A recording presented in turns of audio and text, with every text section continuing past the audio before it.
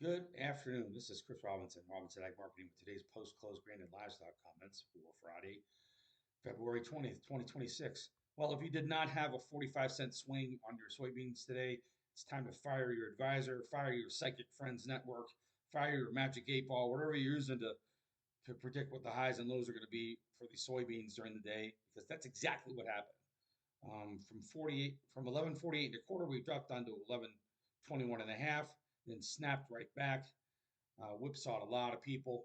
We did finish the day down 3.5, but if you missed that ride this morning, you probably wish you had if you'd been trading beans, because if you got caught the wrong way when we slammed lower and then sold it in the hole, it was a frustrating, dangerous day. And then to finish the day down 3.5 cents and finish the whole week, actually not that bad. If you're looking for the whole week, we finished up 4.5 cents. And also for March beans, we did hit a 3 month high this week. So after all the noise had settled, we did finish the day where the powers that be said, "Oh no, no, we've got a plan B. Here comes a new tariff." So we're right back there to wondering and waiting. Is China going to continue to buy our more expensive beans to try and make nice with President Trump? Because if that ever went away, supply and demand dictates that they go to where it's cheaper, and it's cheaper in South America. And South America, there's pictures out there on the internet today. There's just miles and miles of trucks lined up again as they're trying to get that huge crop out of the country and onto the boats and heading where? Heading to China. So that's going to be something we're going to continue to watch. New crop beans, a 16-cent trading range, 11.20 down to 11.04. It looked like we were going to take out 11.04. We finished the day at 11.15. So I got to call that a victory with a small V to finish down 3.25 cents for the week, for the day. For the week, however, we finished up a penny and a half. So interesting. And we also hit a 3 month high. November beans last week settled at, uh, let's see the exact price. I'll tell you. Yeah, crazy. When you look at all the volatility we've had last week, November beans settled at 11.13 and a half, and we settled at 11.15 today. So a penny and a half after all that drama.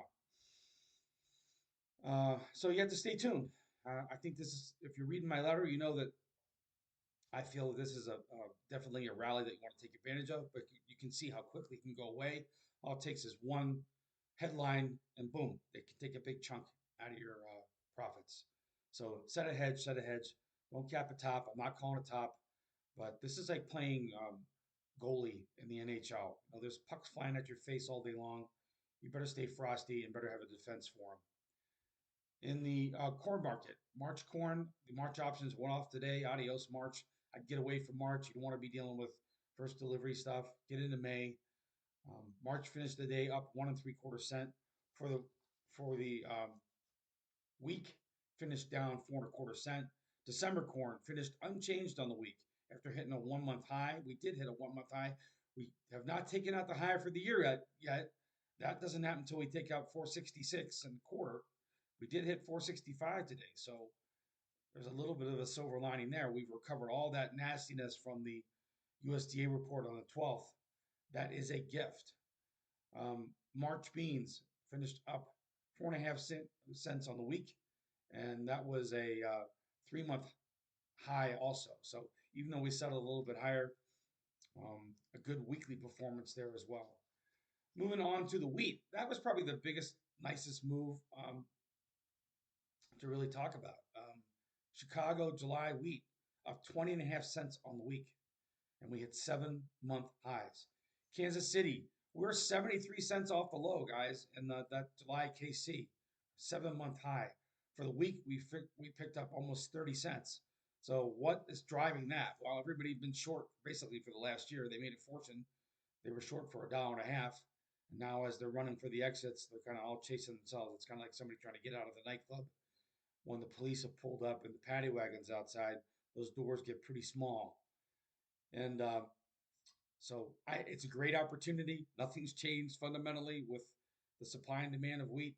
This is purely technical. Please, please, please, if you are growing wheat this year, don't turn your nose up on it. I know it's not enough. I know we all need, much, much higher prices, but this is going to be a knife fight year for marketing. And if you turn your nose up at these types of rallies and you don't do something to reward them, in my opinion, I think you're making a mistake. Bean oil, right? Bean oil at a 24 or 28-month high for the week, up $1.84. Bean oil is the new favorite of everybody from New York City to California. People that don't pay any attention at all to commodities are now suddenly interested in bean oil. It's got to be a worrisome sign. It's all based on this idea that we're going to have a magical new program that's going to chew through all of our beans and all of our corn, with ethanol mandates and so on and so forth. I hope it's true, but again, we need one thing, which is sustained prices at this level. We've seen this time and time again when we get these rallies, everybody gets long, and then it's everybody's running out like their hair's on fire when we do correct. So, soybean meal also up on the week, 60 cents. What's interesting about March soybean? Look at the big slide we had.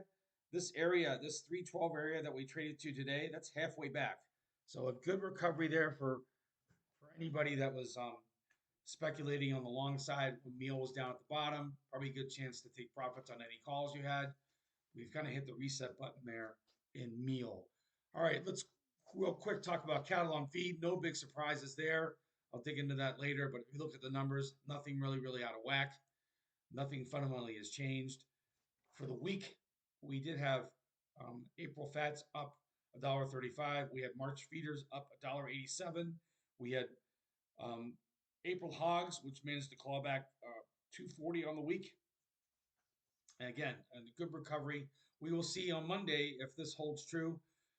Basically, cattle have been trading sideways here for the past 3 weeks. It's like somebody put a pin in it. We had $7, $8 trading ranges daily for a long time in the cattle, and to have $2 trading ranges and $3 trading ranges, they've kind of lulled everybody back to sleep. So I would be surprised if we don't get back to some volatility next week. What's driving some of this stuff is the speculation about what's going to happen between the United States and Iran. That gave us $66 crude oil. I talk about this in my letter as well. If you look at that, the big move, right? The big move that we had from the time that we first um, got into it with Iran, and which we were around $78 when we were had the attack on their nuclear facilities. We dropped all the way down to just under $55 right before Christmas. That was a 5-year low.